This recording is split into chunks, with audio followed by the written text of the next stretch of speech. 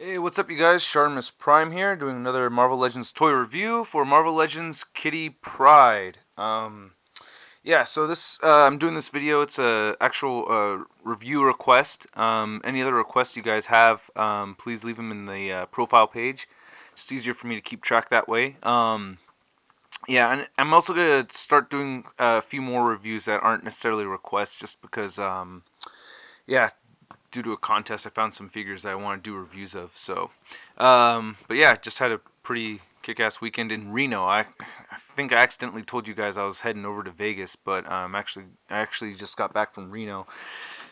But oh man, it was a pretty cool weekend. All right, like no sleep, but a lot of partying. But Kitty Pryde. All right, so this is a Toy Biz figure that was released with the Giant Man series. The Giant Man piece for this figure was the upper torso. I think it's actually like the whole torso with the head, so it's a very essential piece. To get, and this is a very essential character to have as well. Kitty Pryde is one of the main characters of the X-Men, and especially now with the astonishing X-Men and everything over the past few years. But yeah, so the figure's okay. It's a Toy Biz, and I'm a big fan of Toy Biz figures, but this is not really one of the best Toy Biz figures I've seen.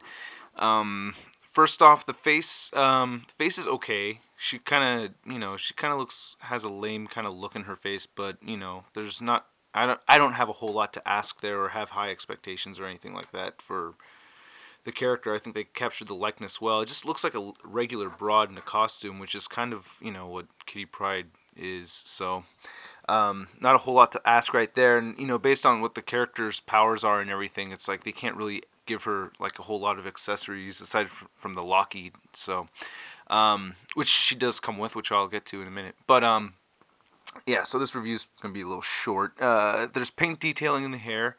There's dark browns and blacks mixed in the hair. So this is actually the only part of the figure that has any paint detailing. Like I said, Toy Biz flesh colors are always really good, but it's just a solid flesh color, and they gave her pink lipstick, and yeah, so it looks okay. She's not fugly or anything, just plain, regular looking broad. The yellow and the bluish gray, I'm having a really hard time, like settling on what to call this color for the legs and the rest of the costume. But it's like a bluish gray, it's supposed to be blue. So um, that there's no paint detailing in that or in any of the yellow. I mean, there's the X logo right there on the belt that you can kind of see, but aside from that, there's no real detailing at all. Um, the articulation's okay. It's pretty basic. She has her head does move up and down a little bit, but like for the female figures, it's always tough because the hair is always a pain in the ass. But um, she has shoulder joint right here, single shoulder joint, but she has a bicep joint right there, which is very cool, which I've seen, which I like. Double jointed elbows. She has she has these tiny little arms. Um, she has forearm joint, wrist joint, finger joints move all together. Okay. Now this is kind of a trip about this figure is that she has this diaphragm. It appears that she has like a diaphragm joint, but she really does not. The plastic from under her boobs and this part of her back that goes around there's a line right there, and it connects to this part, and it made me believe that it could separate and churn, but it's not. It's just staying right there. So that's just how the figure was put together. Unless mine is extremely tight, but I doubt it. I don't think that's going to move for anybody. She does have a torso joint right in the middle right there, which I like. Nice waist joint like that.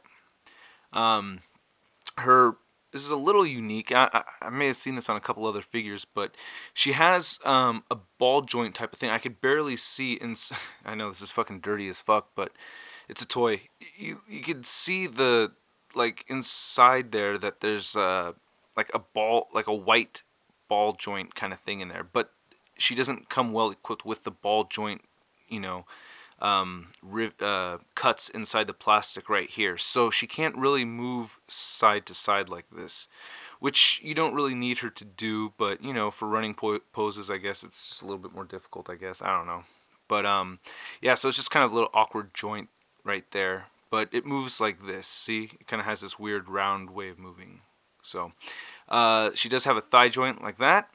And I like oh, you can see this right here. I like how the stretchy, the cloth looks like it's stretching, between the muscles in her leg. That's pretty cool. I like that. And there's these lines coming down right here that make the shape of, like like you get a real sense of, how the clothing is stitched together. So that's nice detail in the mold itself, but still not any kind of a paint job or anything. Double jointed knees, calf joint moves, and ankle joints pretty nice, moves up and down well, and side to side very nice, and toe joint right there. Okay, so very, very cool. Um, very, very basic, very essential character to have. Oh, I had her arm twisted the other way from a pose. Like what I like to do with her is when I have my X-Men set up, I like having her creep popping up behind the Sentinel. So you just like put her legs like this and stick it in the back of the Sentinel and have her arms up. It looks like she's floating through it. I think that's pretty cool. All right, and Lockheed, this cute little guy, her pet dragon. Um, there's not a whole lot to say about him, but he's the accessory, and just a solid purple color, and with the white and black eyes, and you can see the white, snaggle teeth right there. So that attaches to this piece of yellow plastic right here. That has, you can see the two pegs. Okay, has two pegs that stick up like that. Lockheed's got two holes in the bottom of his hole in each foot right there, and he attaches nicely like that. And then this clip, it's actually easier to put the clip on first and then attach Lockheed. So this nicely goes around her arm, anywhere on the arm, and then attach.